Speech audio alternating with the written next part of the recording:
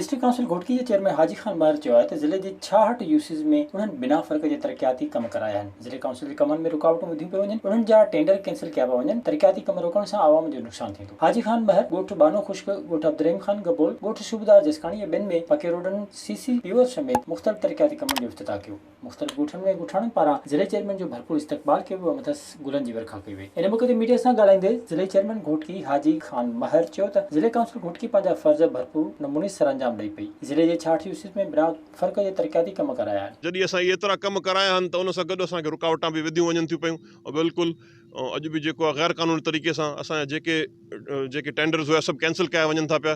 बिल्कुलु ऑफिसरनि जो तावन कोन्हे ऐं जेको इहो आवाम सां ज़्यादती थिए थी पई, इन जो मां ज़रूरु मीडिया वारे दोस्तनि जे थ्रू आवाम खे मैसेज ॿुधाईंदुमि त तव्हां पाण बि सोशल मीडिया ते पंहिंजे ॻोठनि में जंहिंखे बि ॾिसो सिंध गवर्नमेंट जे माण्हुनि खां पुछो त तव्हां वटि एॾी हुकूमत आहे, तव्हां त असांखां 10 गुना घणा कम करायो, पर जेके कम ज़िले काउंसिल करे थी उनखे छो था रोकियो पिया? उहे छा घोटकी जे माण्हुनि जा कम न आहिनि? तव्हांखे उन में छा एतिराज़ु आहे? तॾहिं इहा ऑफिसर मटाइण करणु इहे वॾी ज़्यादती आहे, और ज़्यादती आहे आवाम सां। सुभाणे वरी साॻा इलेक्शन में ईंदा चवंदासीं कम न पिया थियनि।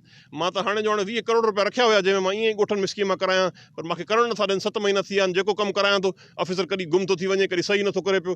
इन मौक़े ते ज़िले चेयरमैन हाजी खान महर सां मीर ज़मान खान बोजदार, आदिम मुराद महर, खलील अहमद खान ऐं ॿियनि इतिहादनि पिणु मुलाक़ात कई। मेहड़ ते लांघाणे जो खातेदारनि पारां मुख़्तियारकार ऑफिस मेहड़ जे गेट ते तपेदार रमीज़ चांडे ख़िलाफ़ एहतिजाजी मुज़ाहिरो करे गेट ते धरणो हंयो वियो। खातेदार सिकंदर शोडर, सरवर शोडर, रमज़ान शोडर, खान ॾीपर, महबूब मल्ला ऐं ॿियनि एहतिजाज कंदे इंसाफ़ जी अपील कई। इन मौक़े ते मुख़्तियारकार मेहड़ अब्दुल लतीफ़ पठाण खातेदारनि ऐं मुज़ाहिरीन सां ॻाल्हियूं कयूं ऐं मुख़्तियारकार मेहड़ अब्दुल लतीफ़ पठाण देह लांघाणे जे खातेदारनि खे ख़ातिरी कराई ऐं कुझु ॾींहंनि जी मोहलत वरिती ऐं चयो त जल्द तपेदार रमीज़ चांडियो खे तप लांघाणो तां हटायो वेंदो ऐं उन्हनि जा सभु जाइज़ मसइला हल कया वेंदा। खातेदारनि मुख़्तियारकार मेहड़ जे चवण ते एहतिजाजी मुज़ाहिरो मुलतवी करे छॾियो। मीरपुर ख़ास में माछी बिरादरी जे माण्हुनि पारां ॿिनि औरतुनि समेत 3 ॼणनि ते लठियुनि ऐं मुकुनि सां तशदुद करे खेनि ज़ख़्मी कयो वियो। मीरपुर ख़ास जे सियाल कॉलोनी में रहंदड़ ॿिनि औरतुनि समेत 3 ॼणनि ते फुलडी जे रहवासी अनवर माछी, अब्दुल करीम अली खान माछी लठियुनि ऐं मुकुनि सां हमलो करे खेनि ज़ख़्मी कयो। हमले में 25 वरनि जी ख़ातून, 70 सालनि जी सोनी ऐं रसूल बख़्श सख़्त ज़ख़्मी थी पिया। वाक़े जो इतला ग़रीबाबाद थाणे जी पुलिस खे ॾिनो वियो। अली नवाज़ माछी ॿुधायो त हमलो कंदड़नि ॿारनि जी मामूली ॻाल्हि तां झेड़ो करे हुननि जी घरवारी 70 सालनि जी ॿुढड़ी समेत 3 ॼणनि खे